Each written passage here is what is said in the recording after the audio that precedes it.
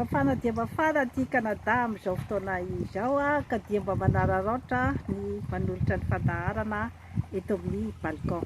Tonga soa atao amin'ny fandaharana zany forêt santé aty Canada indray ianao. Io resahantsika an'io zany dia ilay resaka mahoraka be hoe ny présidensiteny Andriana Nasiolihaiko nahazo 5 milliards tamin'ny Ravatomanga. Et madame Eliana Bezaza nahazo 800 millions d'ariary angambany io zany sa tsy haiko na FMG. Nalaza dia nalaza izay vaovao izay zany tato ato amin'ny olona izay hoe mitonona zany ny amin'ny resaka fananganana ny état fédéré. Ny état fédéré moa zany samy hoe afaka hiantsontsika anazy daholy na décentralisation effective io, fa raha ny tenako manokana moa zany aloha dia manohana aho raha vao resaka fampandrosoana ny faritra izany no resaka atao ao sy ny filôzofia izay mitondra ny groupe iray. Ka raha ohatra izay zany ny mitondra ny foto-kevitra amin'ny état fédéré dia toanako izay foto-kevitra izay. Ny resaka hoe fanapangana any madame Eliana Bezaza sy ny présidensiteny zany dia nagataka resaka proof moa zany madame Eliana Bezaza. Raha manana proof ianareo izy dia avoay. Izay zany no teniny. Ataoko angamba fa izy roa izy mianadahy ihany no mahafantatra hoe nandray vola ve izy sa tsy nandray. Izay zany aloha no azoko lazaina atsika rehetra izay hoe manohana ny fampandrosoana ny faritra izany. Ny tsara ho fantatritsika dia amin'ny toe-javatra ohatran'izao dia besaka ny zavatra rehetra, ny stratégie mety mifamaofao ambadiky izany zavatra rehetra izany dia ny fanasaratsarana ny olona izay mieritreritra hivondrona hanangana foto-kevitra iray mba hampandrosoana ny tani-drazana. Maro dia maro mety ho ambadiky izany ny hery avy any ivelany na ny Occident izany amin'izay fanasaratsarana izay. Mety samysika malagasy koa izay hoe tsy mankasitraka an'izay fampandrosoana ny faritra izay. Mila mieritreritra zany sika amin'ny toe-javatra toy ireny. Omena tsiny ve ny olona izay hoe nampivandravandra an'izay resaka izay tato amin'ny YouTube. Heviny izay izay ny vaovao reny ka tsy dia misy hoe anomezantsiny azy loatra zany amin'izay resaka izay, satria misy ny fitenenana hoe ny ahiahy tsy hihavanana, ary efa endriky ny ataontsika hoe fahitsiana izay zavatra izay zany eo amin'ny fiainana sy fijoroana amin'ny foto-kevitra izay tiana aroso izany. Efa singana sincérité ny amin'ny hoe tandremo fa tsy mila olona mivadibadika ato amin'ity fikambanana ity. Efa tsara rehefa misy zany olona izay hoe tonga dia efa manao alerte zany amin'ny zavatra izay tena tsy fatapatana na hoe situation izay tsy dia tena mazavazava loatra. Samy tsy misy omena tsiny zany ny réaction rehetra izay nitranga teo, satria hoe resaka profo izany nge une fois tsy nisy ny reçu, une fois tsy nisy ny photographe na ny vidéo nampiseho an'izany zavatra rehetra izany, dia ataoko hoe resakay fotsiny zany a ny hoe resaka pirofo fa ataoko angamba fa tsy tokony hoe hoany zany no tena hoe fatoan'ny eritreritrisika rehetra izay mieritreritra ny hoe ampandroso ny faritra satria tadidio fa na ny présidensiteny na madame Eliane Besasa dia samy force daholo ireo zany raha ohatra ka hoe iresaka ny fampandrosona ny any amin'ny faritra ka tsy isika samy isika indray no ifanipakakarina amina toejavatra iray izay hoe tsy nisy pirofo tsy nahitana pirofo ataoko angamba fa ny fifanazavana sy ny fifanomezatoky ao amin'ny fikambanana iray izay mieritreritra ny anangana zavatra ampandrosoana sy anome fampandrosoana maharitra any Madagasikara izay angamba no ataoko hoe zava-dehibe misy ihany koa ny amin'ny resaka fikambanana ny hoe zavatra mba kononkonon'ny samy mpikambanao zany misy ny fitenenana hoe tokantrano tsy ahaka ka tokony mifanome fanazavana zany ny samy ao amin'ny groupe iray dia samy mamoaka ny heviny izay angamba no mety ahafahana mahazo résultat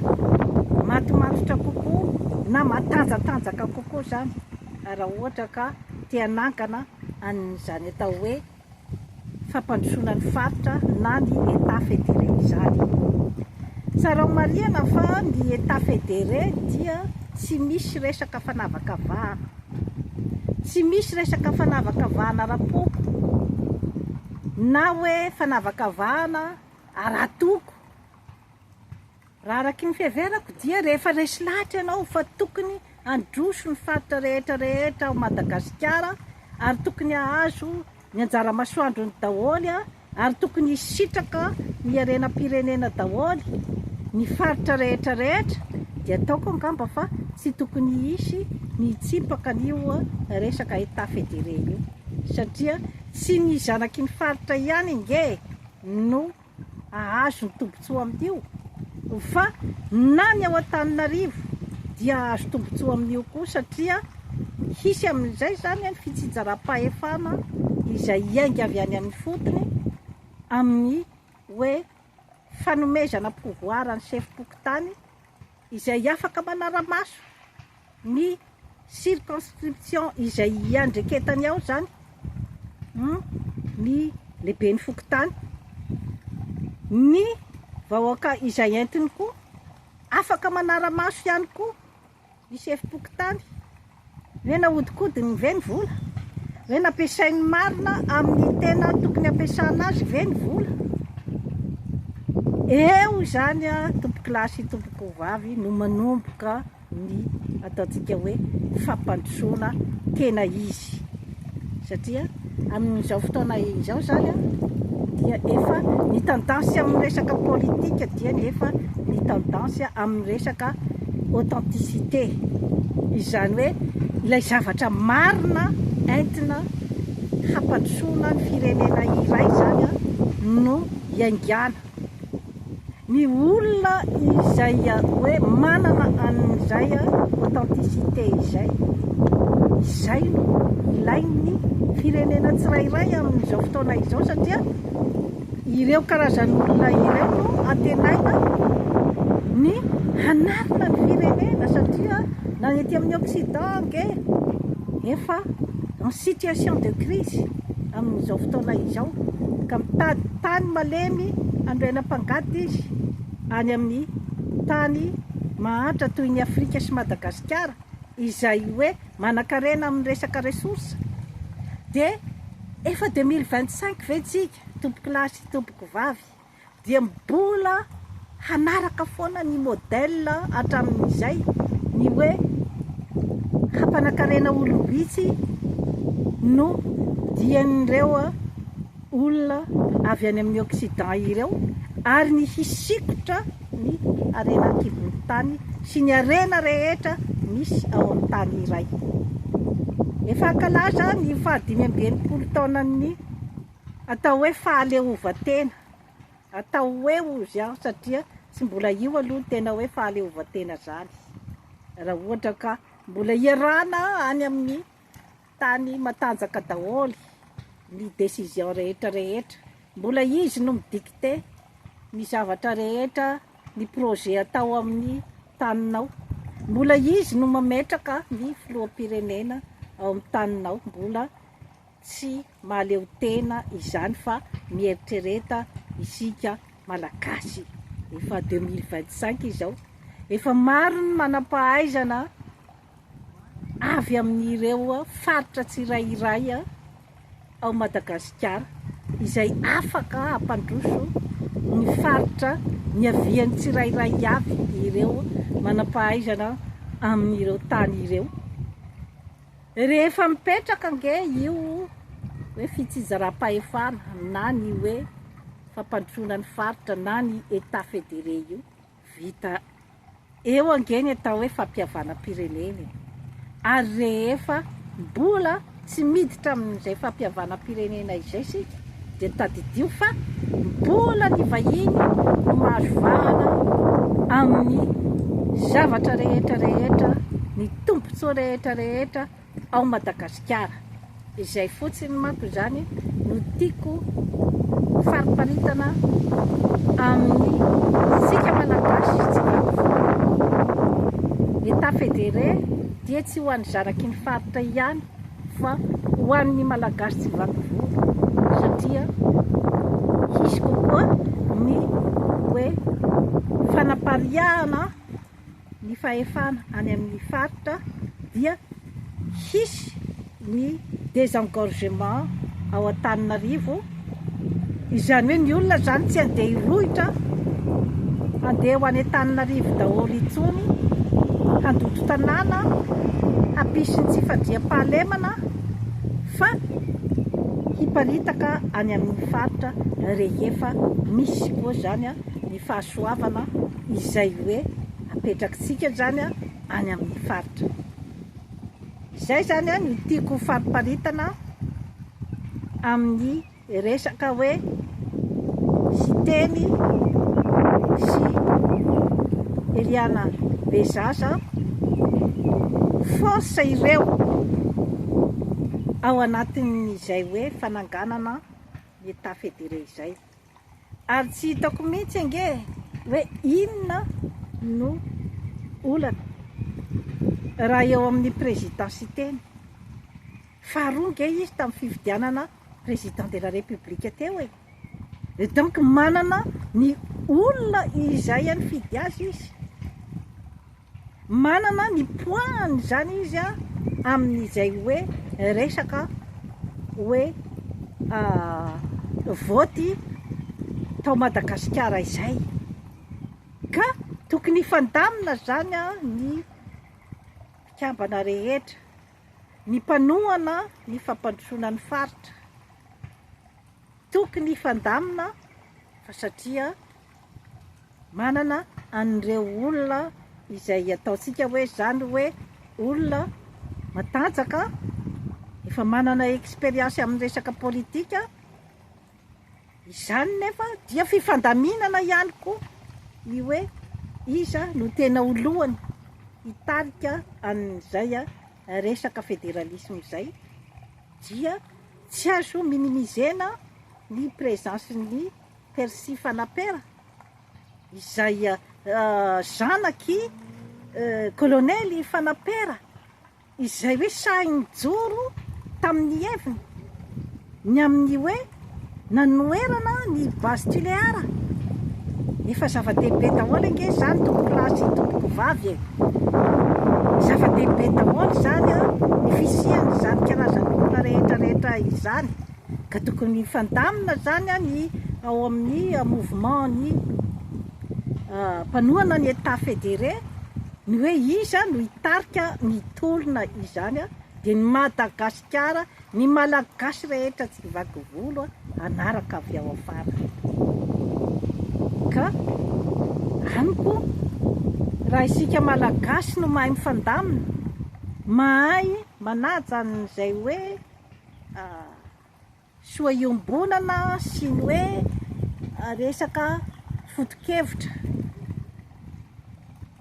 izay misy ao amin'ny tanitsika, ny fomba nyrazantsika ny amin'ny hoe resaka fihavanana. Raha itsika ngeny mikojakoja n'io zavatra io dia Madagasikara no isan'ny ataontsika hoe angamba hoe olohan-dohan'ny mpisorona amin'izany resaka fampandrosoana izany, olohan-dohan'ny mpisorona amin'izany hoe fahaizana miresaka amin'ny Occident izany. Fa raha ohatra aloha tsika zany mbola samy hiady lohany, izay aloha zany dia efa mandravarava ny tolona zay tiana atao zany. Raha ohatra isika ka ilay mbola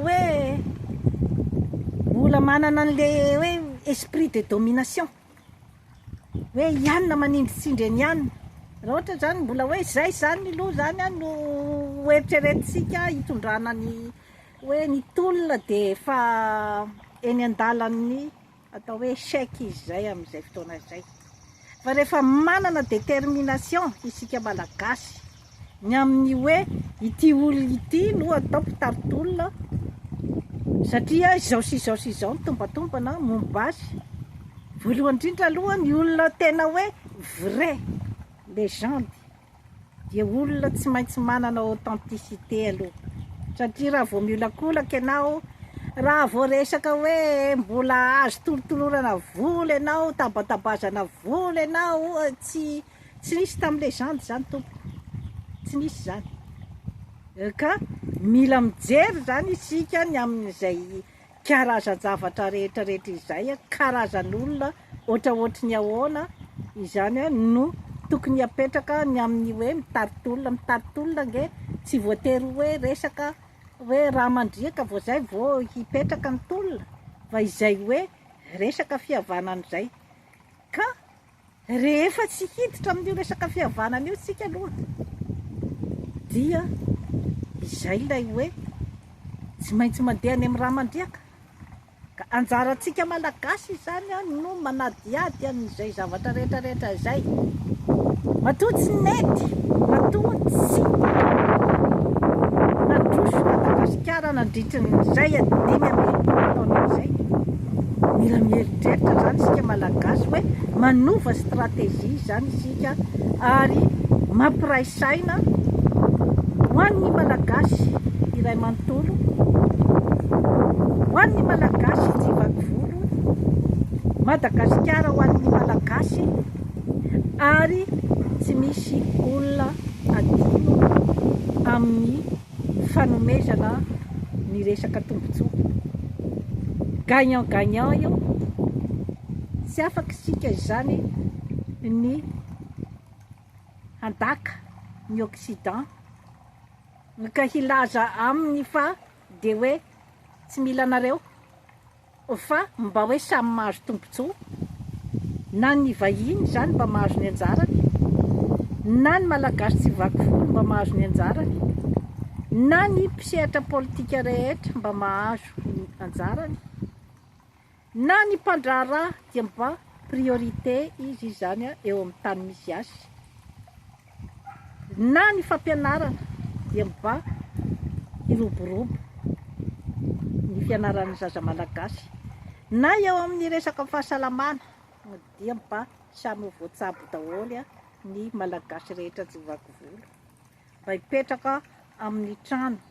ohatry ny olombelona rehetrarehetra, hisotro rano madio, hisitraka jiro. Izay ihany ange no tanjona izay hoe tokony ataontsika priorité zany isika malagasy. Vatona sondritry ny tany rehetra no tokony hijery amin'izay priorité izay hoe mbola tsy tanteraka izany hatramin'izay hoe na 5 taona ny atao hoe fahaleovan-tena izay. Fa rehefa hikatsaka amin'izay sika zany ny atao hoe fahaleovan-tena tena izy. Dia toy izay sy toy izay no azo natolotra anao an'io. Manaova abonnement amin'ny Jeanne Forêt Santé aty Canada fa hanatsara ny fiainanao. Veloma tompoko.